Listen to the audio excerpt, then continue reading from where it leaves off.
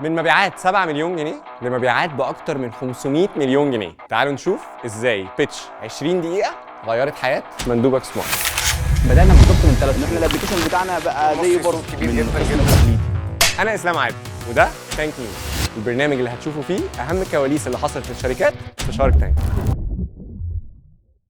في الموسم الاول من شارك تانك وتحديدا الحلقه الخامسه، مندوبك سمارت ظهر.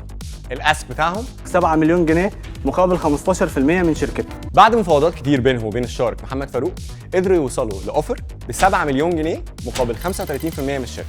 35 نهائي 35 عشان خاطرك بقى، خلاص اخر كلام. انضم للشارك محمد فاروق الشارك احمد السويدي لانه شاف انها فرصه كبيره عشان يقدر يدخل سوق الصعيد عن طريق مندوبك سمارت. في 2023 مندوبك سمارت كانت شركه بتشتغل في محافظه واحده اسوان، بعدد موظفين 5 افراد وعدد عملاء حوالي 800 عميل. اجمالي مبيعات مندوبك سمارت كانت 7 مليون جنيه. تعالوا نتكلم شويه على سوق مندوبك سمارت. سوق تجاره التجزئه بتعدي قيمته 120 مليار دولار سنويا، وسوق الاف ام سي جي بتعدي قيمته 70 مليار دولار سنويا. عدد محلات بيع التجزئه بيعدي 400 الف محل، والانوال جروث تقريبا 8%.